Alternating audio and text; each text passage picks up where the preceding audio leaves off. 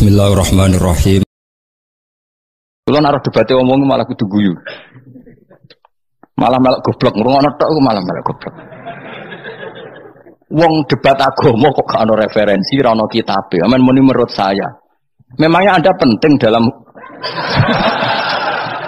wali ora, ulama ora kok debat agama muni menurut. Memangnya Anda mujtahid? Kudune gak menurut kitab yang saya baca dalam mazhab Syafi'i kitabnya ini begini. Sing sitok bantah dalam mazhab Maliki kitabnya ini. Wah itu keren. Aku teko ning majelis. Debat menurut saya. Emangnya Anda siapa? Nabi ndak, wali ndak, ulama ndak? Kok mau agama menurut Anda? Wis wargane ora mesti kok ape. Makanya dibiasakan pakai referensi, pakai sanad. Agama ini butuh sanad. Inna hadzal ilma dinun fanzuru amman ta'khuduna dinakum. Lihat di muqaddimah Sahih Muslim. Agama ini ilmu, ilmu ini agama. Maka lihatlah ilmu itu kamu ambil dari mana? Karena tanpa sanad ini bahaya. Bahayanya tadi misalnya begini. Ada orang alim soleh berteman orang kafir, atau berteman orang fasik, atau berteman perempuan cantik. Dia alim loh, alim soleh seolah lagi. Ada orang alim soleh berteman perempuan cantik atau orang fasik atau orang kafir. Pasti di hatinya satu. Wong ayu nak dikancani wong fasik, engkau malah melakukan hal-hal yang tidak terpuji. Nak dikancani wong alim, syaratnya soleh seolah lagi. Dibina, dijak ngaji, diarahkan yang benar, terus dinikahkan sama orang soleh. Ternyata pertemanannya hanya proses ngantar wong ayu tadi baik dan bernikah sama orang soleh. Berteman orang kafir ya dia mengajarkan hujah-hujah argumentasi Islam. Jika suatu saat berharap menjadi Islam. Tapi orang liberal melihat itu bukti bahwa agama itu bebas. Wong alim nyatane kancanan wong ayu, wong kafir, gak masalah. Itu pilihan mbahmu. Ini beda sama-sama cara zahir kancanan orang fasik. Tapi asal orang soleh itu motifnya itu beda. Saya misalnya orang kaya. Ada ulama kaya. Itu senengane blonjo. Sampai bojone itu marah-marah. Saking parahnya ulama ini kebetulan keluarga saya. Nilai anaknya mulai itu anaknya kon golek utangan. Padahal nilai anaknya pertama berangkat dari rumah itu bawa uang, mau ngirimi anaknya di sarang. Itu orang Jawa Timur, kiai alim. Roh bakul kacang ning bis gak mentolo ditukoni. Roh bakul mainan saake wong tuwek Pak Ben ditukoni. Walhasil tok sarangku duwe entek. Tapi gowo mainan, gowo kacang terus. Saake jare. Sama-sama belanja. Dia ini niatnya nyebar rahmati Allah. Saya pernah ngalami itu, meskipun di ada skala yang ekstrim itu. Saya sampai sekarang anak saya mulai TK, SD tak sangoni terus. Kadang beli jajan yang dia sama sekali gak doyan. Dulu ibunya yang marah sebelum ora dipangan kok dituku Gus. Ya masih ora dipangan, bakule tetap seneng. Butuhe bakule iku payu ora kok dipangan ta ora. Tapi utek-utek medhit ini kan pikirannya kan. Nara dipangan aja tuku ya sakake bakule ndonga supaya laris. Ya duit 5.000 bagi kita kan ndak penting wis bentek, ben manfaati bakul-bakul. Karena orang kadang dikasih itu malu loh karena ndak diharga diri. Tapi kalau lewat jual beli kan seneng. Nah, ya banyak ulama yang gitu, boros tapi niatnya menyebar roh.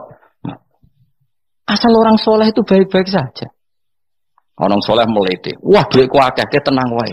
Cara zahir melete, ternyata ngenakno sing digawe ben ora perasaan. Nah misalnya wong soleh terus sopan, duitku pas-pasan tak pangan sesuk wae ora ono, sing digawe ya sungkan le dul-dul. Maka wong soleh kudu mlete ben sing digawe ora sungkan. Bar ngekek dhuwit wong 100.000. Lah iki lanjiran dhuwitmu akeh ora iso tak hitung ning omah. Ijek karungan.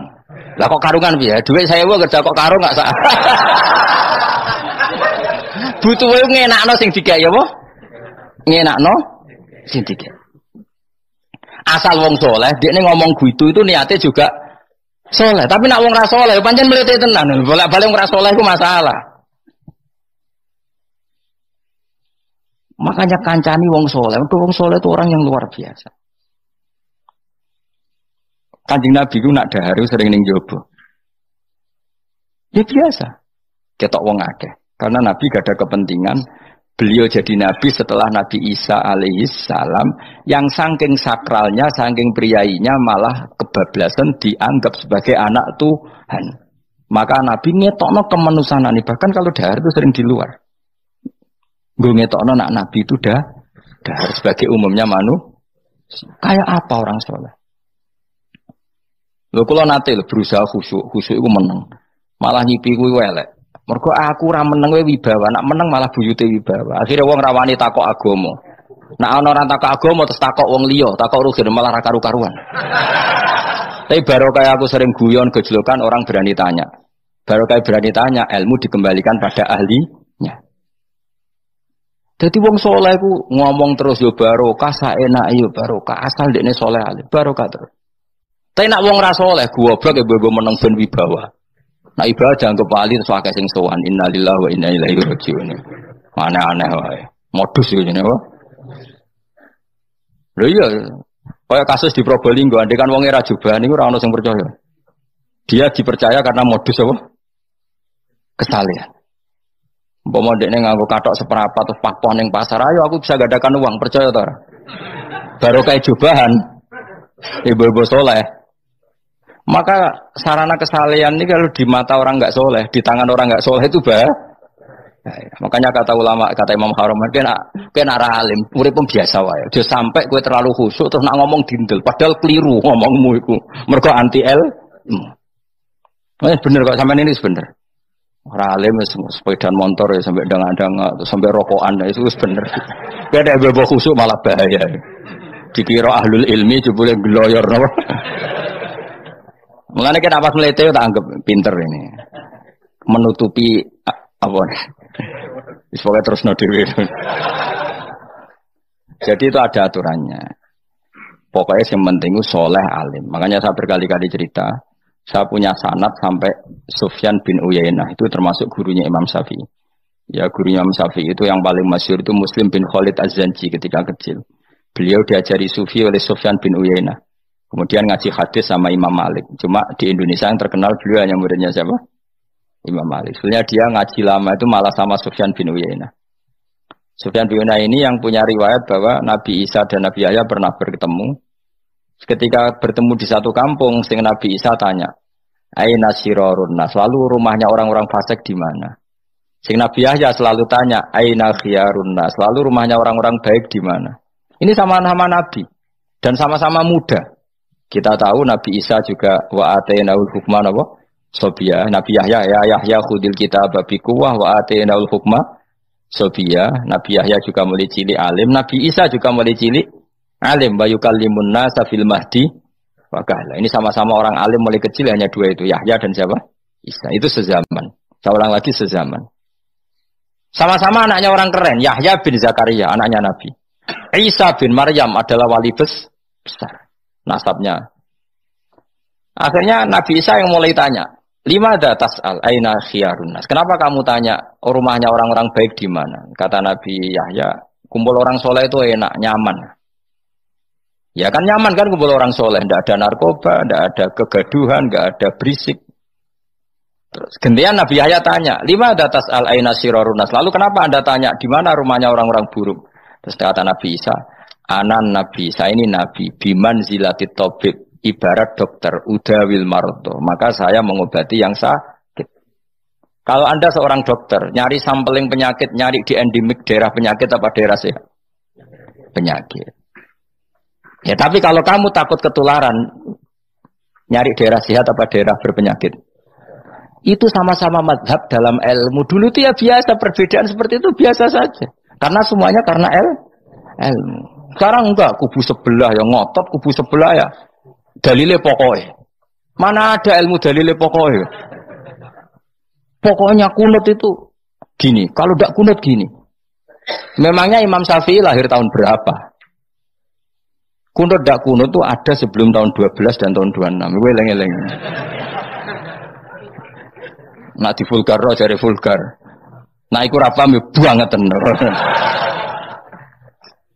Maka orang-orang alim tahunya ya kunut dadak kunut itu al-khilaf baina madzhab Syafi'i wa madzhab Abi Hanifah.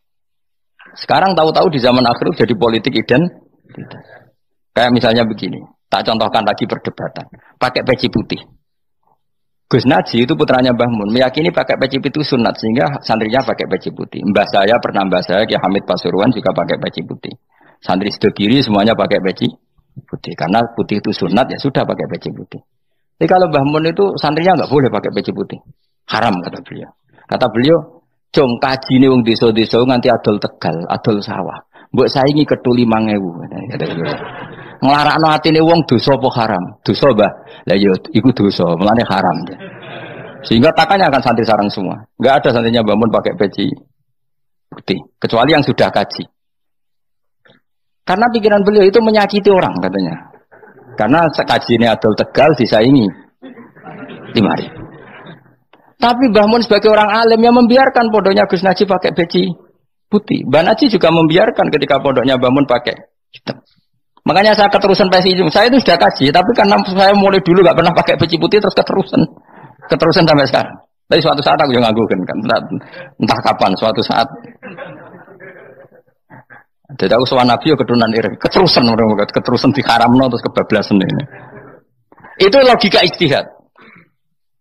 Sama misalnya khasnya ulama itu pakai jubah, pakai apa? Ya sudah itu khasnya ulama. Terus kayak misalnya yang parkiran macak ngono, alasannya anut ulama. Kira-kira menyinggung orang apa ndak kira-kira? Kue kelakuan cek ra karuan jubah sunah Rasul terus kene parang tritis delok wong macem-macem jubah. Kacau gak? Elek-eleki nasab apa enggak? Boy orang itu mikir, jadi karena ada selalu masalah ijtihadiyah. Abdullah bin Mas'ud dulu itu kalau sholat itu nggak pernah pakai baju resmi, seringnya pakai sarung tok, kadang nggak pakai baju. Ketika ditanya, kamu ashabu Rasulillah, kenapa sholat dengan cara seperti itu? Terus beliau ngendikan, wong ben roh nak standar minimal sholat seperti ini. Kalau saya sholat selalu pakai pakaian sempurna, nanti dikira itu aturan fardu dan umat menjadi berat. Sampai seperti itu ulama menjaga konstitusi bahwa yang penting dalam sholat adalah satrul aurah. Zaman itu sudah sahabat dan tabiin karena Nabi sudah wafat itu sudah pakai pakaian lengkap. Tapi Abdul bin Mas'ud tiap sholat di masjid dia menunjukkan pakaian paling tidak lengkap. Jadi pernah beliau sholat itu hanya pakai sarung terus diikatkan di lehernya. Ketika ditanya, dulu kita dengan Nabi pernah sholat seperti ini. Akhirnya ulama menjadi tahu nak ngono sholat paling pokok itu nutupi mabena surah war rukbah. Andai kan tidak ada cerita Abdul bin Mas'ud mungkin dikira sholat syarat sahnya ya seperti itu. Maksudnya pakai jubah terus, pakai pakaian begitu terus. Barokahnya Abdul bin Mas'ud orang tahu standar minimal. Jadi kalau ulama itu motifnya seperti itu. Rasulullah kira-kira senang qiyamul lail apa enggak? Senang. Tapi beliau qiyamul lail di masjid hari keempat, hari kelima sudah tidak keluar ke masjid.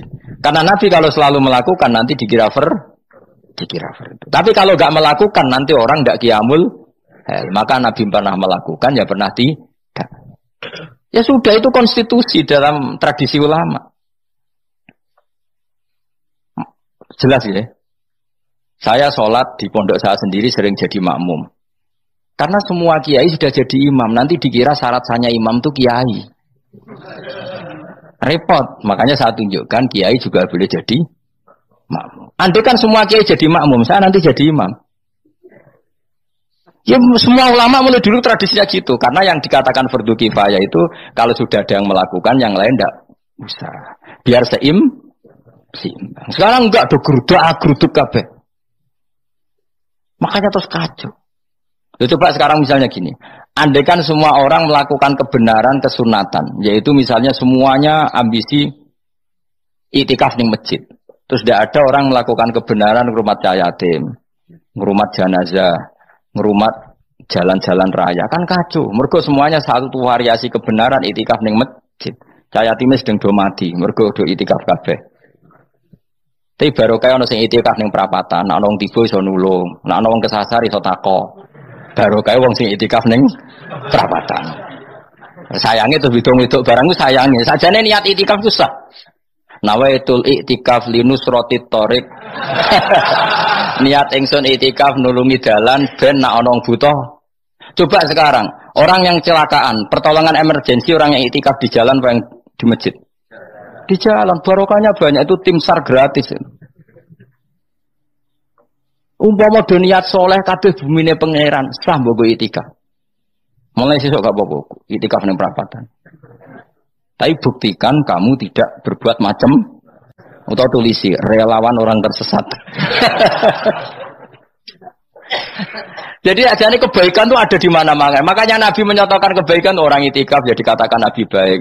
Orang yang jalan-jalan kemudian ada duri disingkirkan juga disifati Nabi orang baik. Orang yang rumah yatim disifati Nabi orang. Bahkan orang yang hubungan intim dengan istrinya sama Nabi ya disifati orang baik. Sampai sahabat tanya, masa urusan gitu dapat pahala ya Rasulullah? Loh iya, andekan itu sama orang lain kan malah dosa. Berhubung sama istrinya maka dapat pahala. Kayak apa Nabi ngitung kebaikan sekian banyaknya. Tahu-tahu di zaman akhir kubunya saja yang baik. Ini apa-apaan? Ini kuano iskal deh. Yo marah ini, yo tobat deh. Kebaikan adalah sesuatu yang dikatakan Allah baik di kubu kita maupun di kubu sebelah. Mau kubu sebelah ya apa saja. Baik di partai kita maupun di partai sebelah. Maupun di ormas kita maupun ormas sebelah. Karena semua kebaikan otoritasnya di Allah Subhanahu. Ada Nabi yang senangane ngurus wong fasik, Nabi Isa. Karena berpikiran Nabi itu tabib, ya tabib itu yudawil